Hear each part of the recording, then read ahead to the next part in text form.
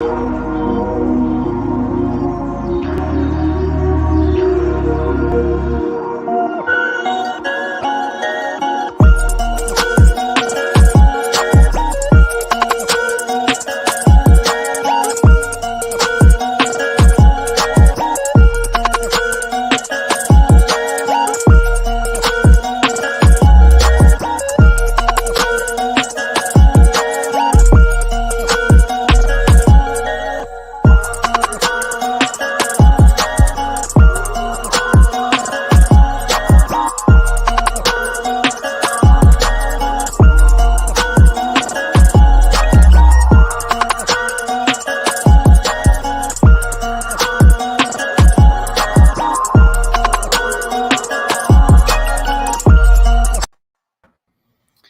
evening, everyone.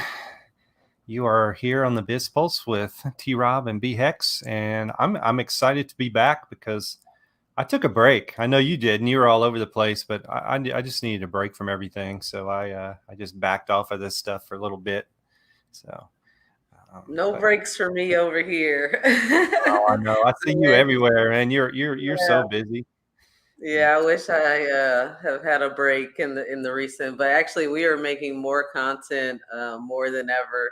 There has been some days where the days haven't lined up, perfectly. Wednesday, I've been out of town a couple times. But I mean, we're dropping content on Tuesdays, on Sundays. My husband is actually doing like this daily news show now. Oh, really? So I didn't know that. producing that with him. So yeah, we're piping up for this tour. We are on overdrive. Yeah, well, I know you're always working, so appreciate that about you. I'm excited. You introduced me to this our guest today, and so I want you to kind of do the intro, and we'll bring him in and get to know what he's doing. Yeah, sure. So I actually have been meeting, of course, a lot of Hexicans, over the course of the last year.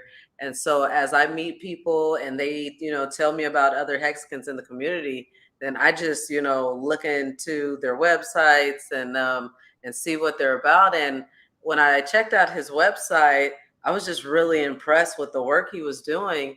I found out that there was a project that, and I'll let him get into it, but it's a HEX Kitchen Project. And so, me being a Black Hexican, oh yeah, I needed to know, a little bit more about that. And I feel like my skill set in the community is just connecting people. I know some people that are really into sustainability.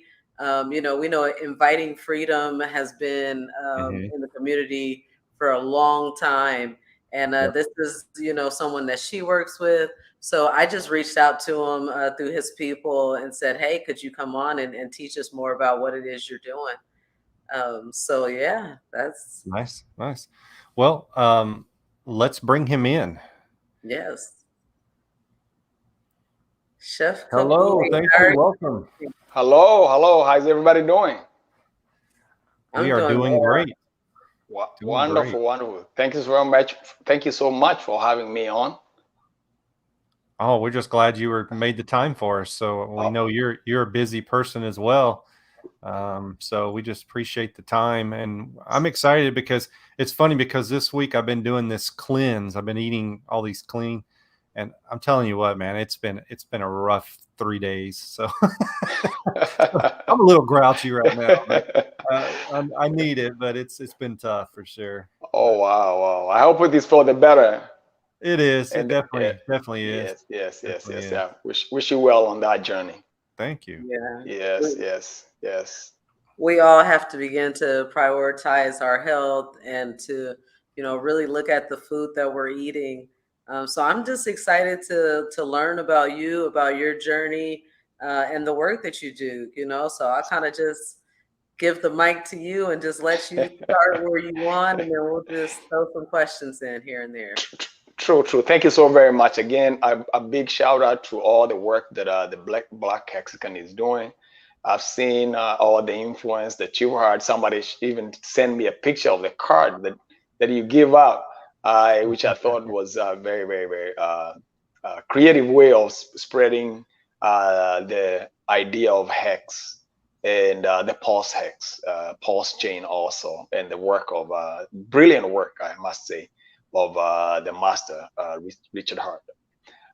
So my name is Chef Kabui, and I was born Kenyan born. I was born in Kenya, spent 20 years of my life in Kenya. And for the 20 years, I was born 5 years after my country became independent. It was a colony of the British. It had been colonized the British for 60 years by the time we gained our independence. And my parents had been deeply involved in the struggle for liberation, both my mother and father. And I mean deeply in what was an armed struggle. During that time, my father ended up spending 6.5 years in the British Gulag, which was like the concentration camp, you know, of the British, as they tried to suppress the freedom of assembly and freedom of speech and freedom to livelihood of the Kenyan community, including my family. So I wasn't there, but I was born at the tail end of that resistance. So as I was growing up, the people I was growing up, both my parents as well as their friends, were people who are very, very deeply involved or affected by the struggle for liberation. So 10 years of my life in Kenya, I spent in a small village where my ancestors had been living for a long time, for maybe going back to 270 years of documented history. And, you know, my mother was a farmer. We were growing coffee, and we were growing at least 95% of the food we ate. You know, the people who lived around us were our families, or people we've been living around for a long time. There are other clans, which we call, which is just a bloodline of the most oldest member the people of that particular family can remember. So that's how the community was organized. So when the British came, they brought in a different kind of government system. So we had an indigenous system of everything. We had an indigenous educational system. We have indigenous religious or spiritual system. We had an indigenous government and all so. So, but when the British came, they introduced an alien and British form of government and education, religion, all kinds of stuff. So anyway, so I'm saying that to say that when I lived in the village, we ate most of the food that we grew. We ate ourselves. It was my closest experience with what I have come now, as I've been educated in the West, to understand as a decentralized, indigenous food system. Mm. So 10 years of my life, I lived there. We grew the food. We had animals. We had chickens. We had goats. We had rabbits. We had, as for animals, we had sheep. At one time, my mother had raised pigs. Then for vegetables, we had all kinds of vegetables. We had potatoes, sweet potatoes, yams, cassava, callaloo. We had pumpkins. We had all types of squash, all types of cocoyams. 3 different types of cocoyams I know. We had sugarcane. You know, then we had all kinds of vegetables we grew. We had fruits like avocados, macadamia nuts, lemons, oranges, guavas. You know, we had all these kind of fruits, groundnuts, gooseberries. You know, so I didn't realize I was living closest to paradise as I will ever do in the rest of my life. But anyway, for summary, let me say that while I was living there, my father only came in the village. My father only came home on the weekends. The rest of the time, my father was working in the capital city, where they had a restaurant, a bar, and a motel, where you could sleep, you could eat, you know, you can have a drink, that kind of thing. And these are business they opened up with their friends, you know, his friends who are in the struggle for liberation, most of them. So when I had a chance to visit my father's place of work, because he worked and lived at the very top of the building, they built some offices and some rooms where they can sleep. So that's my father lived where he worked. So you can imagine in the village, there was no electricity, no indoor plumbing. It's deep in the village. And then for a country boy or village boy to go to the city is like going to another planet. They had these street lights, You know, they had all these ethnic restaurants. There was Middle Eastern food, Indian food. They had spice shop. You know, there are laundromat. Dry cleaners where my dad would go and get his clothes cleaned. For us, we had to wash our clothes and hang them on the line. You know, so as a young boy and being maybe a little bit shrewd, I decided that I didn't want to be in the village, man. The village is like, it's too hard. We had to go work on the farm. You know, I mean, I want to hang out with my dad where he can just take me to the restaurant. We can have, you know, all kinds of stuff. Anyway, so for the other 10 years of my life, I lived with my father. So my father living in the city, when I moved to the city to go to school, I learned the other part of the work that I'll be talking about. I learned about activism, because after the country became independent, you can imagine we were very, very poor resource poor country. So we had to build everything. We had to build hospitals. We had to build schools. We had to build community centers, everything. So my dad was very, very active in that community development. So all the people, or a bunch of the people who are involved in the struggle for liberation, now turn their effort towards building the community.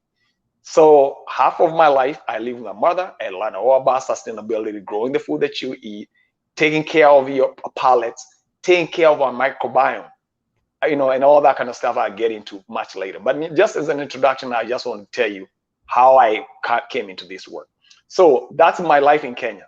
At 20, right before I turned 21, I decided that I wanted to come to the US due to primarily to the influence of the African American culture. We were listening to pop music, we were watching Western movies, we were really brainwashed about what America stood for. And I thought I was about the line, hook, and sinker, that America is the country, land of the free and the brave.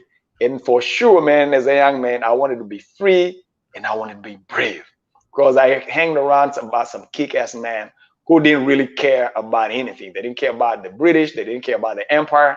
They wanted to have the freedom of assembly, freedom of speech, and freedom to live. So anyway, so that's how I came to the US. I came to the US to go to college. I attended the University of the Lomoanon College, which is a HBCU in Memphis, Tennessee. Okay. But I then went later studied the University of Memphis, where I studied anthropology, and later went to culinary school. So that's just a brief introduction of who I was. Now I work in food activism, and primarily around the issues of food literacy. I've come to, in conclusion to my introduction, my work, basically, if I was had 1 minute, is in this show, I would say that my work aligns so well with the work of the Hexicans, because food literacy is actually the flip side of the the cryptocurrency, because cryptocurrency is interested in financial literacy and in really solving one problem of the fiat money. Okay, so we want people who are in the cryptocurrency world running away from a lot of things, but primarily the fiat currency. Now, my understanding as an anthropologist, as a political science student, and as just a public intellectual, have come to the conclusion that there is a very, very direct connection between illegitimate power, where it all starts. We start with illegitimate power. Illegitimate power uses fiat currency to maintain its illegitimate power. And one of the most effective ways of actually making fiat currency work is by creating fiat food system. Fiat money will never survive if you remove the fiat food system. Fiat food system is one of the most integral element or component of the fiat food system, fiat money, fiat currency. And now hopefully we get into that. But anyway, so there is a connection between fiat money and fiat food, and that's the genesis of the HEX Kitchen. It actually marries those two concepts, the food literacy, financial literacy, because I say in conclusion that money is just a means of exchange. But if you have real money, whether it's gold or cryptocurrency, and what you use it to exchange is fiat, so you might as well just have stayed with fiat money, because you're using fiat money as a means of exchange to get fiat food. So to have only one leg of this complex system where you only have fiat, you solve the problem of fiat currency.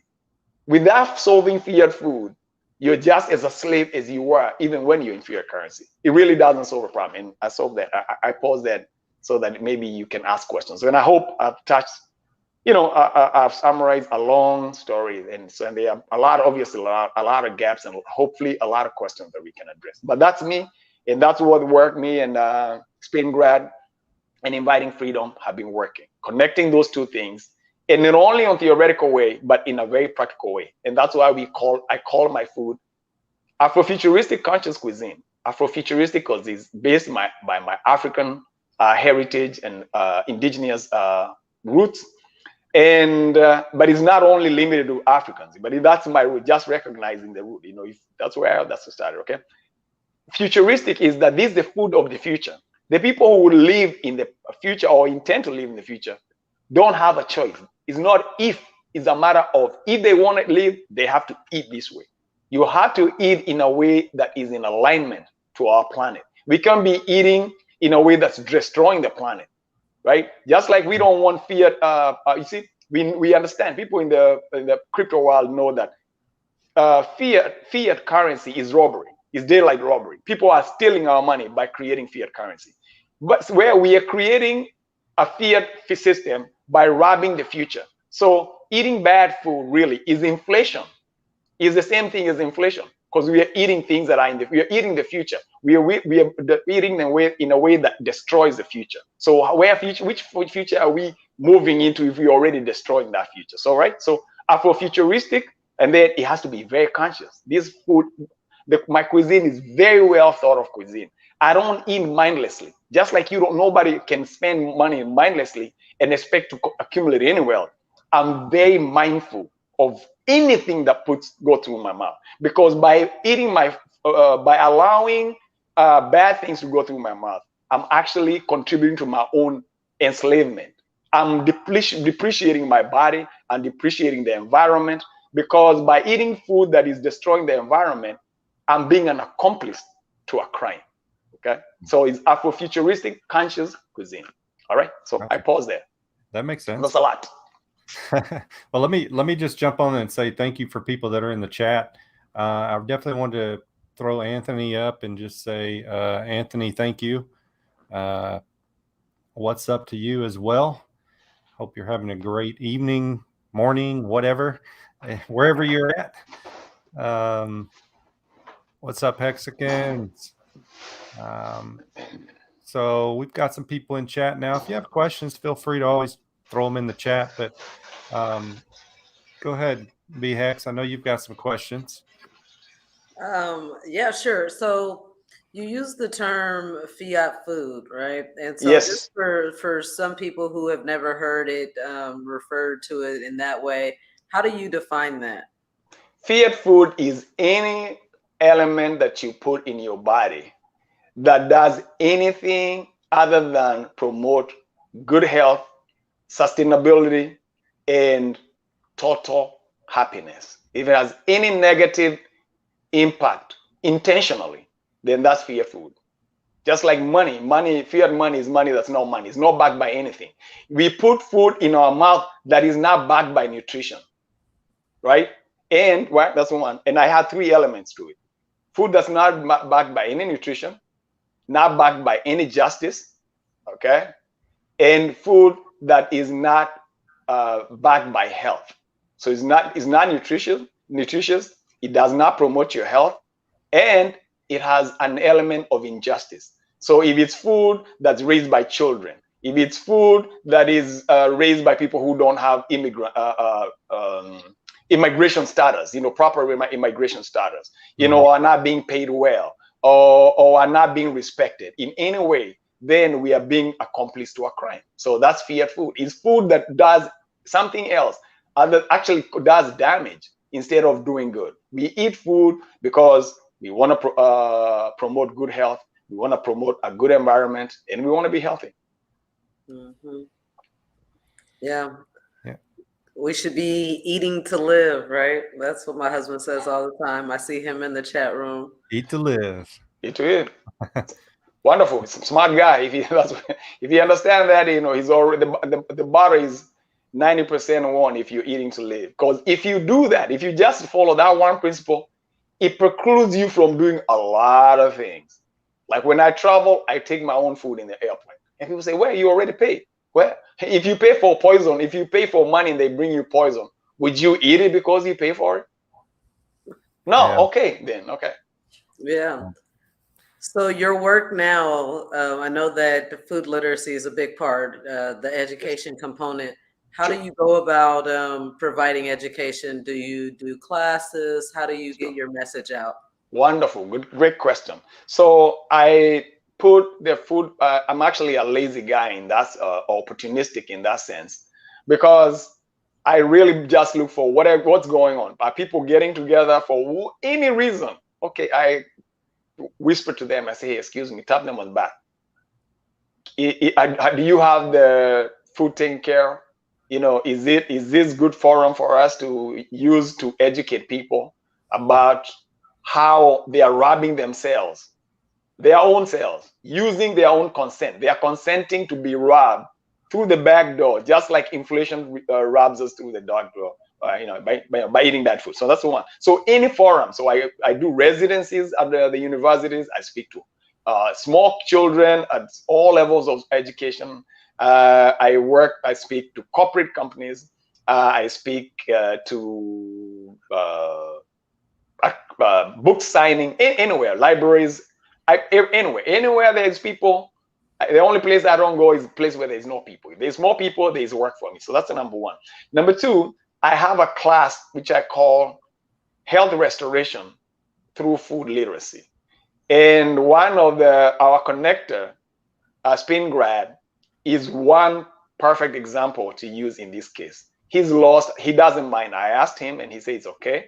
He's lost 60 pounds using my class without any exercise. He doesn't exercise, just eating food, changing the way he thinks, and he's lost 60 pounds in 4 months. In 4 months, maybe slightly more than 4 months. That's great. And he's happy to talk about it. So that's it. So that's another class that I offer. And I also offer classes from time to time. I'm invited to offer classes about food literacy and how to eat to live. And the whole process, understanding the food system, understanding how your body works, understand foods that are not healthy. There are a lot of people eat food that are perpetuated as healthy food, and they might be organic, but they are not ideal for our body. So the body doesn't react very well, even if they're organic. For example, like wheat. If we eat wheat, let me just say, a lot of food have something called rectin in it. So if we consume a lot of food that have rectin in them, the purpose of rectin is the plant's own mechanism to defend itself.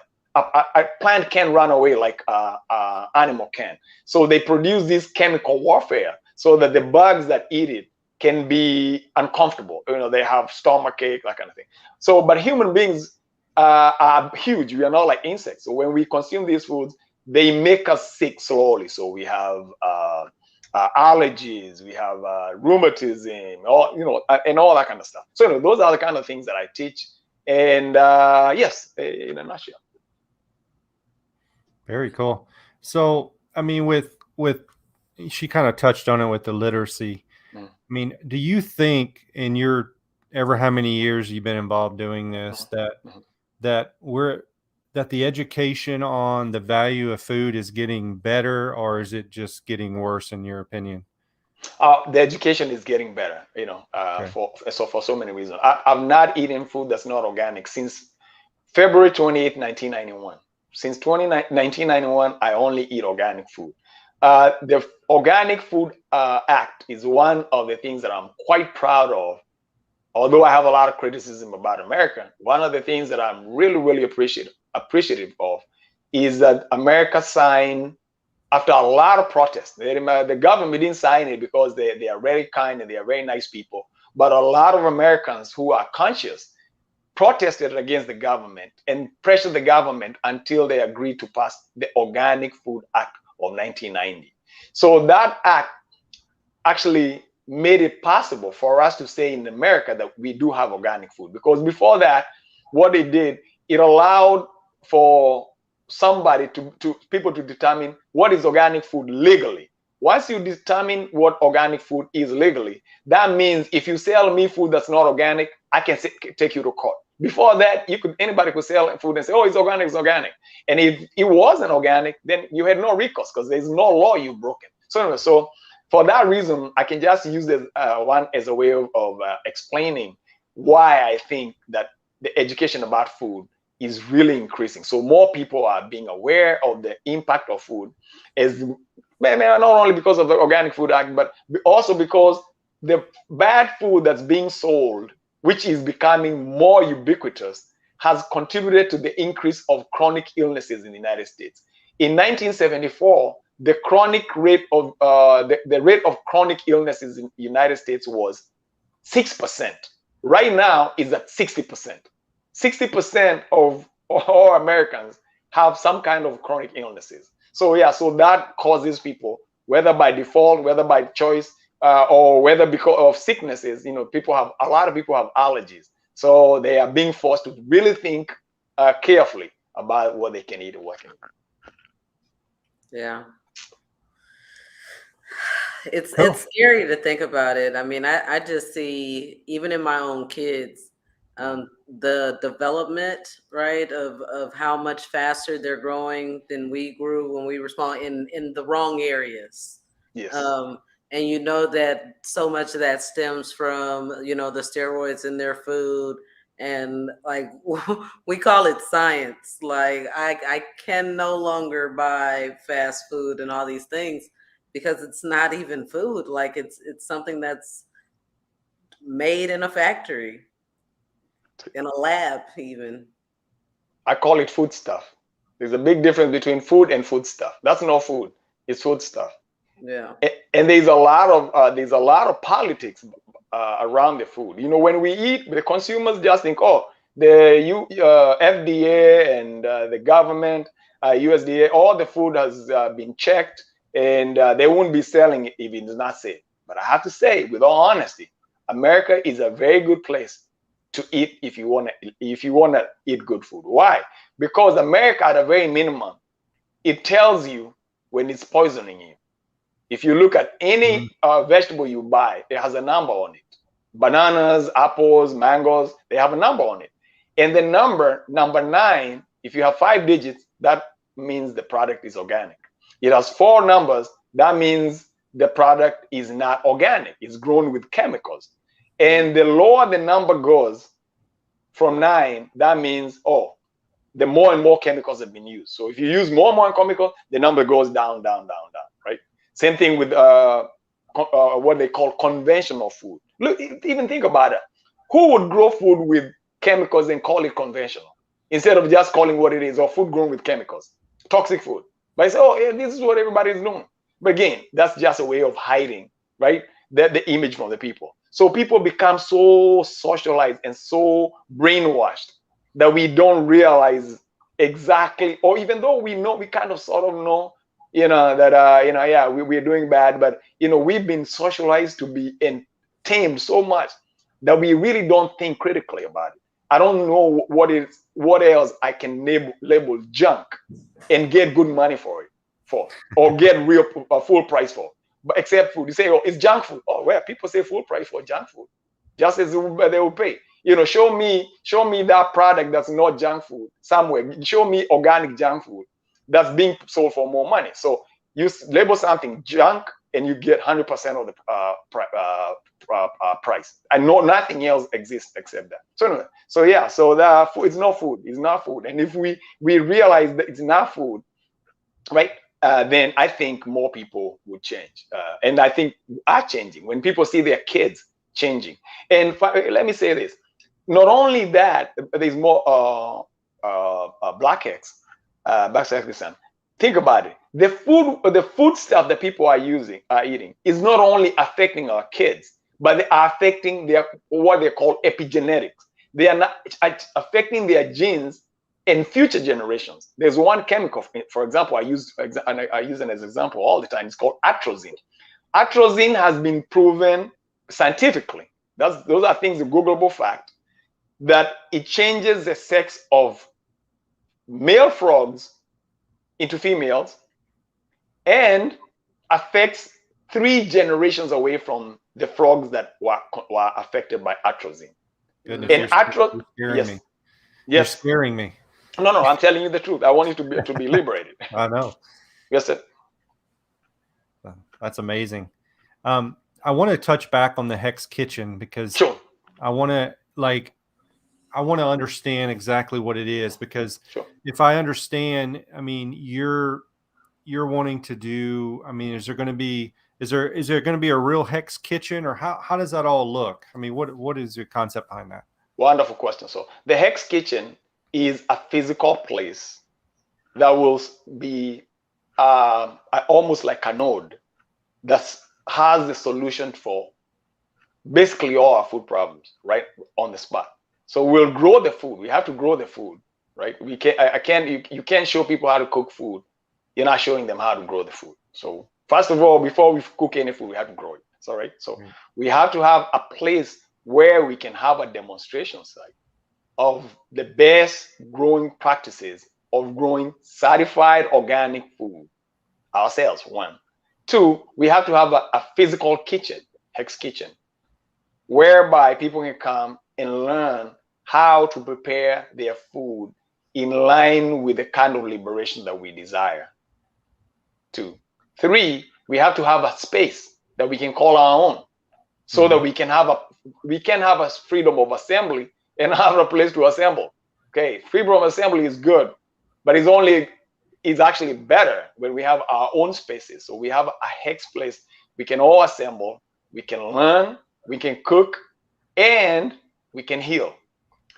The idea is to have cooking space, growing space, but also guest space, where if you wanted to come and do the quote, I don't like to use that term, detox, or cleans, but if you want to come and relax your body and restore your body, gain health restoration through food, you can come and stay for 3 weeks. 3 weeks, if you have 7 places, 6 places, 6 spots where people, very small, tiny houses, where 6 people can come, just like the side of a HEX, and people can use the 3 weeks to learn all they need to learn to be equipped to live a sustainable life using through their food. And that's what a HEX Kitchen is. And we want to start with 3.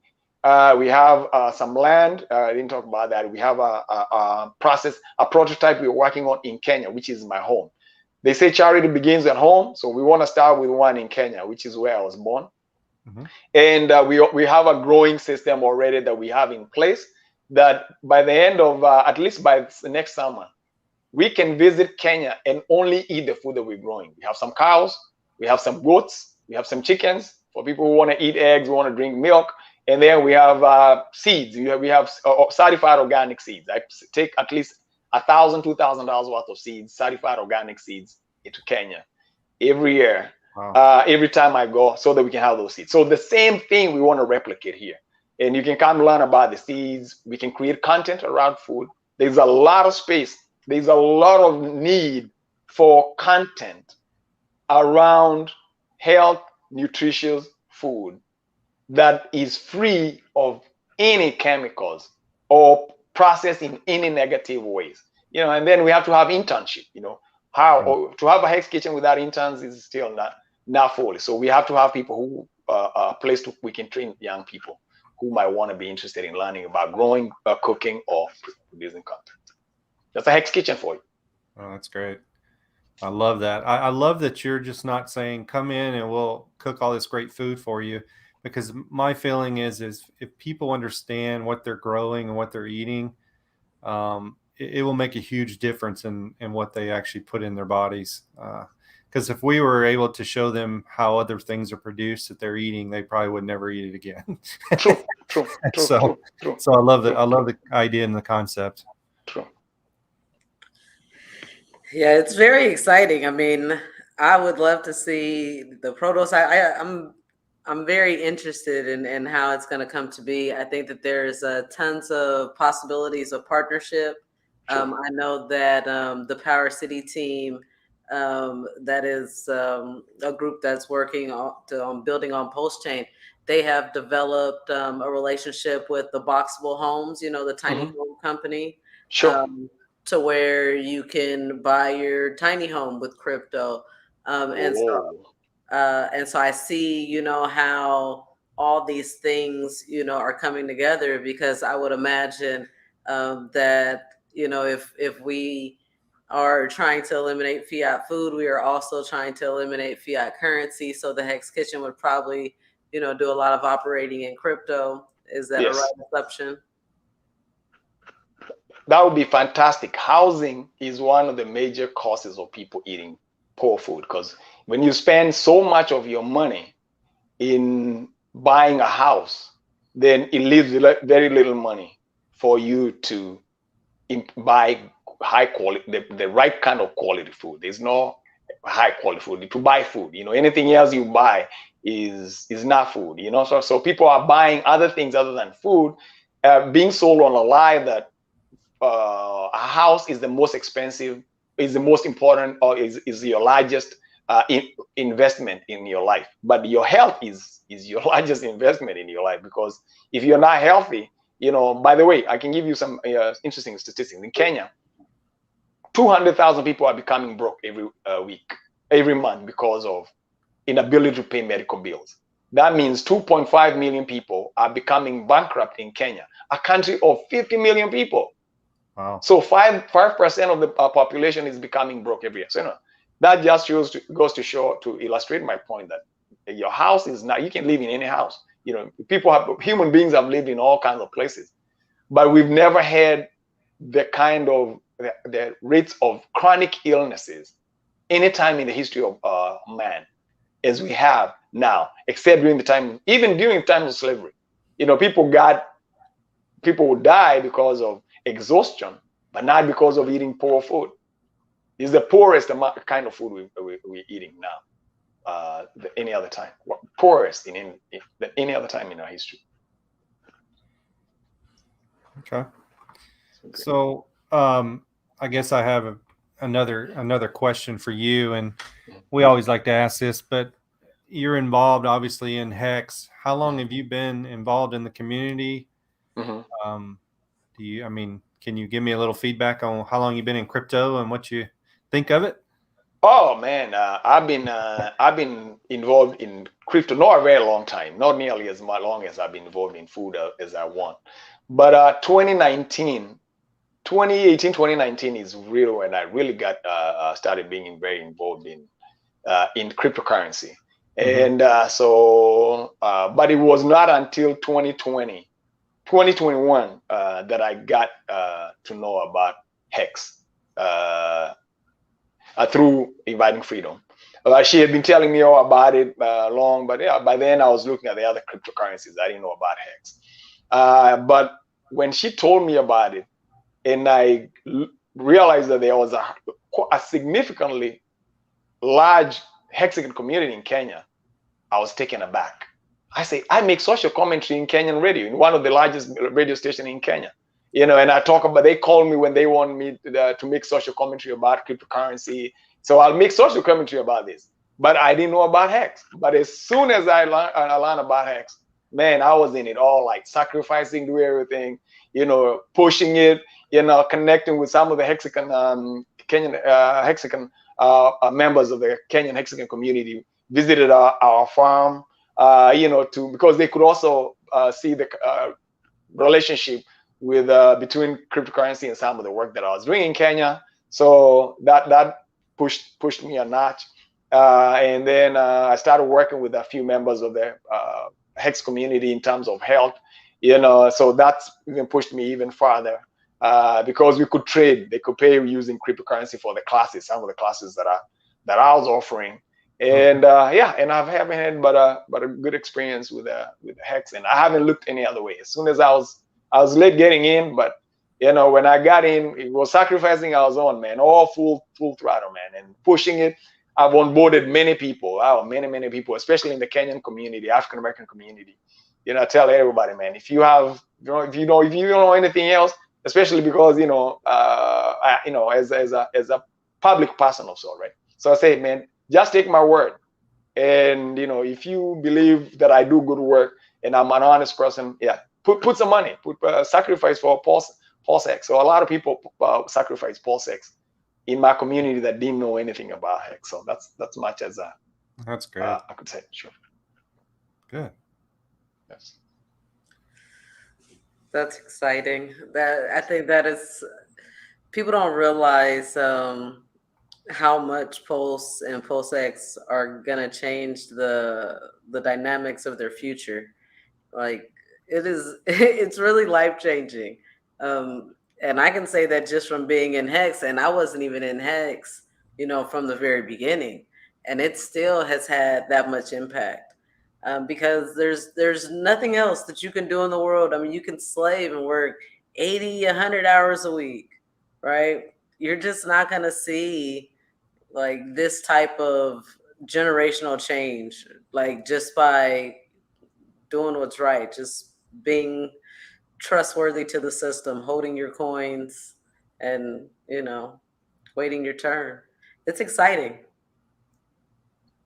I was blown away by Richard Hart, by the kind of product he had created, and working in the organic in the food movement, which I've been working in the food movement for a long time.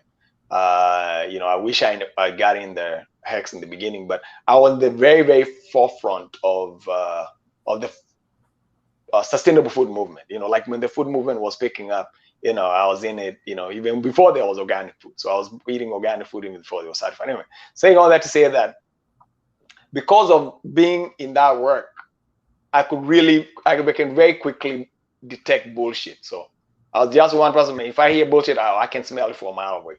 But as soon as I listened to Richard Hart, I said, no, you don't need nobody else. And I was so thankful for Inviting Freedom. That's why me and Inviting Freedom are such good friends and very good partners, because she turned me onto it. And she used to support. I used to wonder, why is she sending money just like that? She's like, oh man, we never met physically, and she just followed me on social media. And I said, hey, we have a fundraiser for the farm. We need to buy a solar. We want to be off the grid. Oh, now what's your next thing you're working on, Chef? Oh, we're buying a solar system. Oh, I'll throw in a few. I said, why is this person throwing money like that? They don't even know me. I know people who support my work because they know me. We work together. I've worked for them. They owe me a favor. She doesn't owe me a favor. Then when I got into HEX and I saw the HEX community, it reminded me of how I grew up in an indigenous community where people did things as a community. And one of the ways of perpetuating fear money or fear culture is dividing people or killing community. That's how you perpetuate their fear culture, by separating people from each other, and people rely only on the system, only on the government. That's how you get a coercive government to stay in power, because people can't rely on themselves. So anyway, I was very attracted by Richard Hart's work, as well as, and I thank forever Inviting Freedom and Spin Grad for bringing me on. And many other people thank them through me. They say, man, you got to thank them. Now, when other people thank me, I say, don't thank me, and thank Inviting Freedom and Spin Grad. Because man, I doubt I would have learned about HEX, because I was just so caught up in learning all about all these other cryptocurrencies that were not nearly as good as HEX. Yep.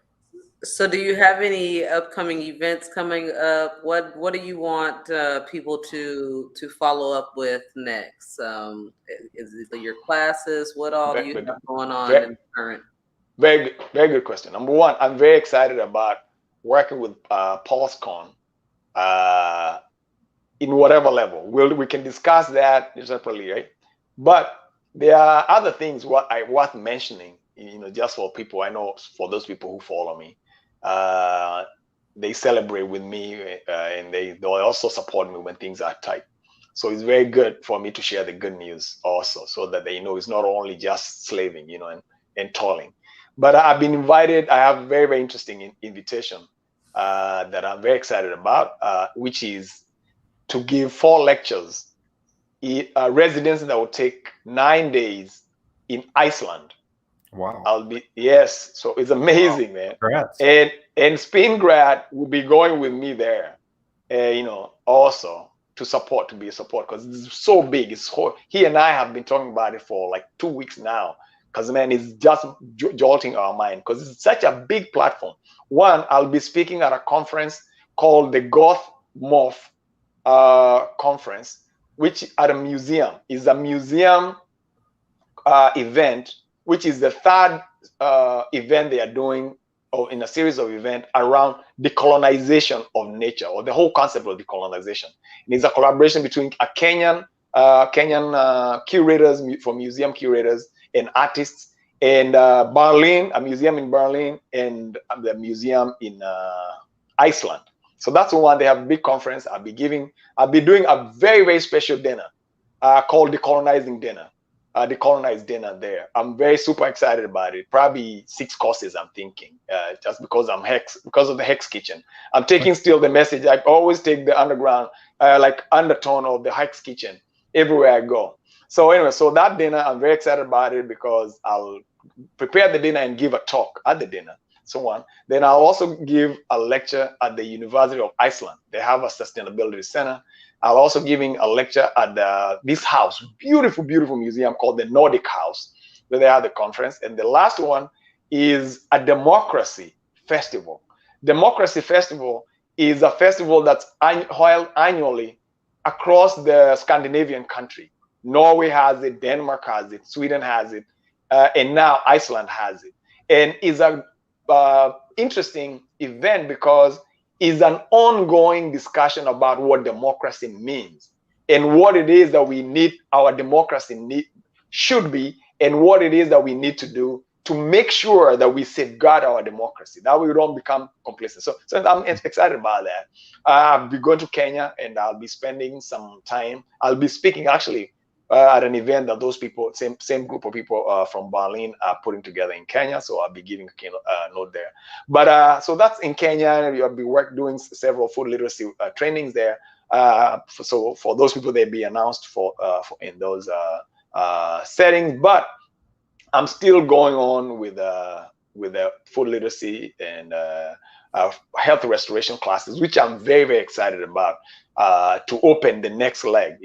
As I said, Spingrad has lost 60 pounds. He's heading to 100 pounds, which is the target. And we have, both of us have no doubt that, we'll do. But yeah, so we're just giving classes for right now. And I'm speaking at other universities, but that's not nearly as interesting. But those are what's really keeping me up. And I'm writing too. I'm working on a book of essays, of recipes that are, we're hoping to announce the release date here in the next few months. Yes.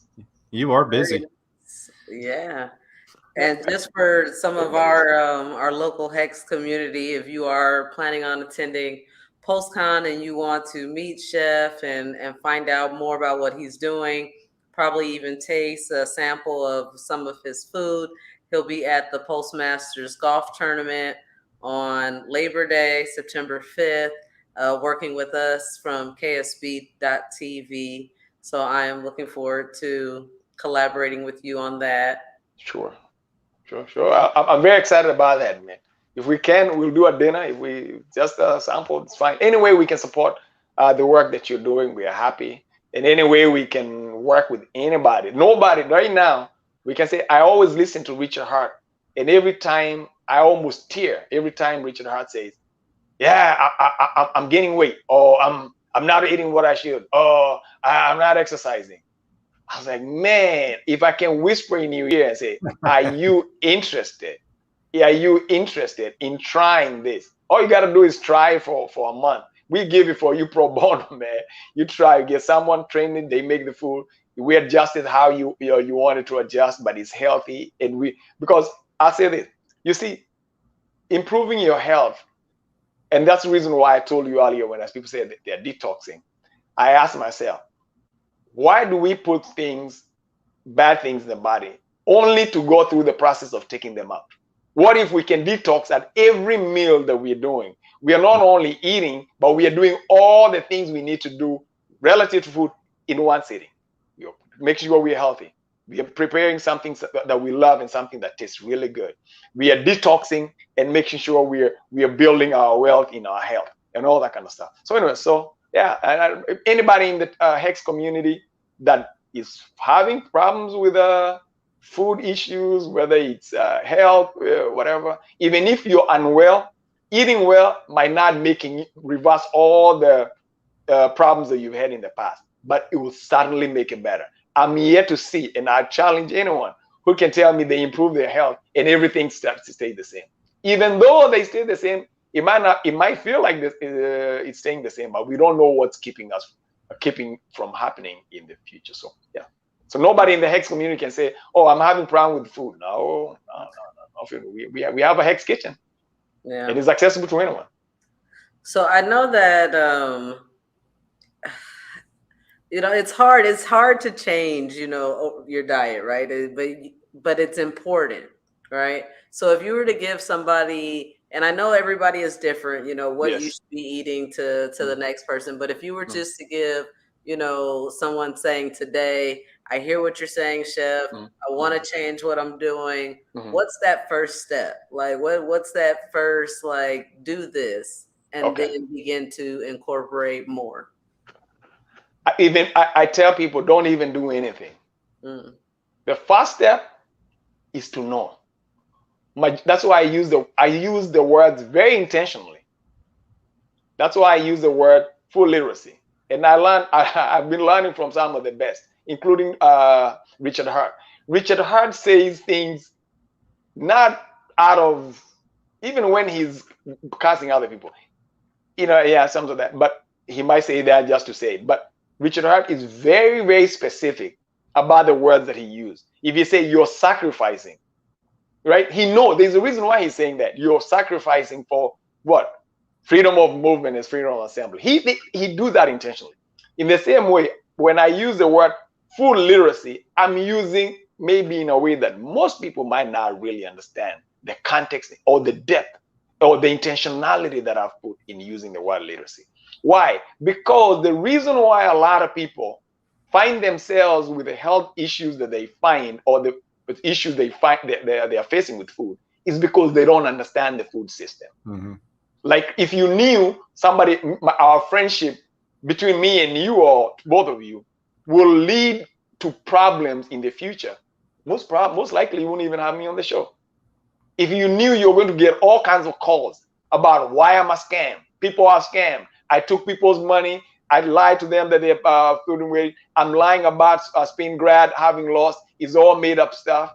If you suspected of that, you wouldn't even call me, you wouldn't even have me on the show. In the same way, the reason why I would say 75% of our people are having problem with food is because of lack of food literacy. But if you understand how the food system works, if you understood that, I don't need to convince you. I don't need to say, oh, the chef, no. The biggest issue I had with Spingrad, and he's my friend, I asked him, he said, yeah, he's writing about it. So I don't mind sharing because it's stuff that's going to be public. But he didn't, for a minute, he didn't think what I was saying was right. He said, that can be true.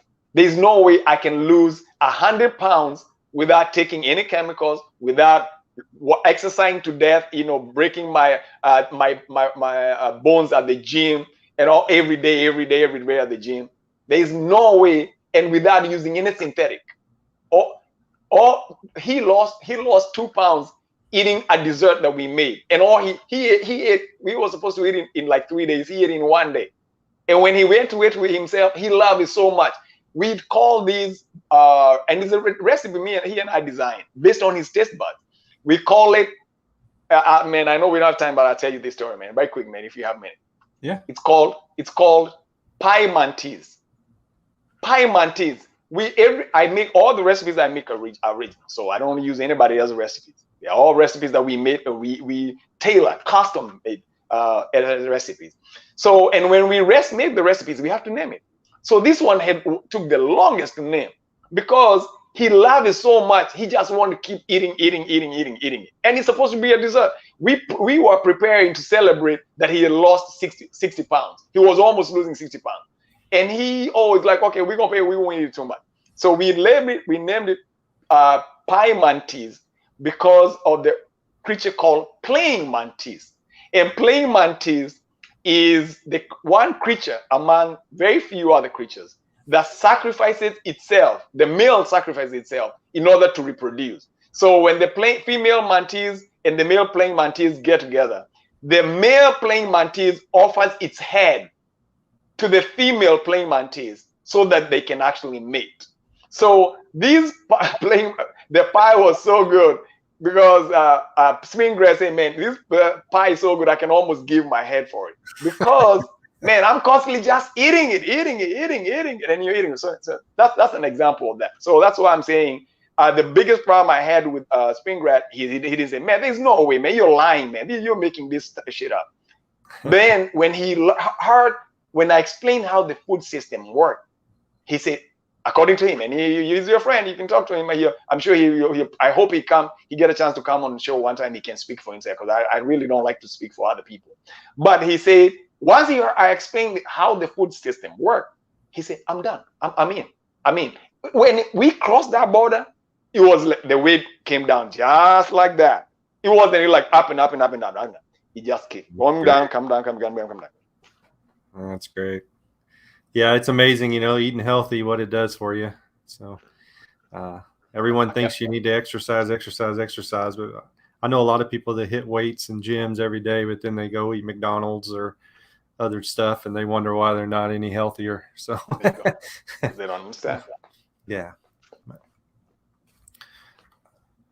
Got anything there, BHEX? Any more questions? Oh, I lost you. Are you on mute? I was muted. You muted. Yeah. My machine sometimes gets a little loud, so I try to mute in and out. But sure. No, I really don't have any more questions. Like you said it. It's about literacy. It's about going further. Not just stopping right here and trying to make those small little changes. You have to commit to understanding that what we're eating is not food. And so I'm taking that with me. I'm going to go back and do a little bit more research about how I can, fix what I'm doing in my life, because I know it's not right. I eat everything from meat to, it's not even going to get into it. But I just appreciate your time. I appreciate you coming and explaining, the work that you do. I look forward to hearing more about HEX Kitchen, seeing what it does in Kenya, and seeing how we can replicate it, here in the States. The only thing I can add, if I can, the 1 minute we have, is that we do the research so you don't have to do it. So make use of the HEX Kitchen. Don't only advertise it, make use for it. You don't do extra work. You're already busy enough.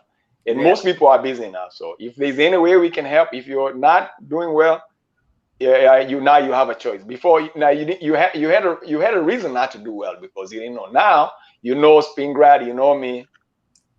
Make use of us. Use us. Don't misuse us, but use us. Yeah.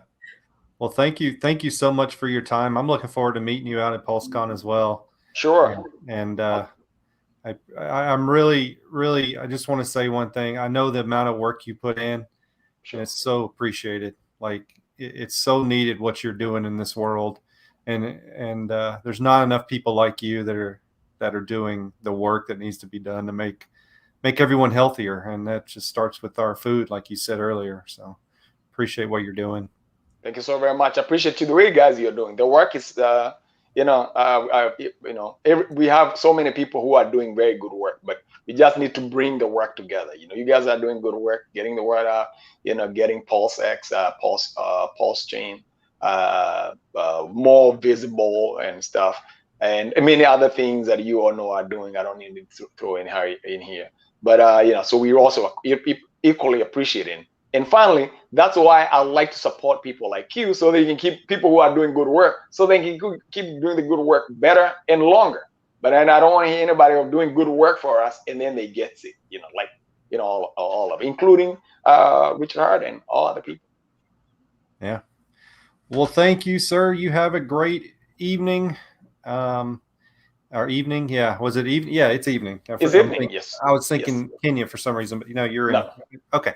Yes. Thank you so much. Love to have you on again. I think you. we could spend 3 hours with you really easy, but we got to get off, and I'm sure you got things to do too. Sure. I really appreciate it. And I look forward to seeing you guys at the Pulse conference. And yeah, thank you so very much. We are connected now. We'll never be unconnected. We are connected. So we didn't know each other. Now we know each other. Thank you. Have a great night. You too. Wonderful. Enjoy your night. Thank you. Bye-bye.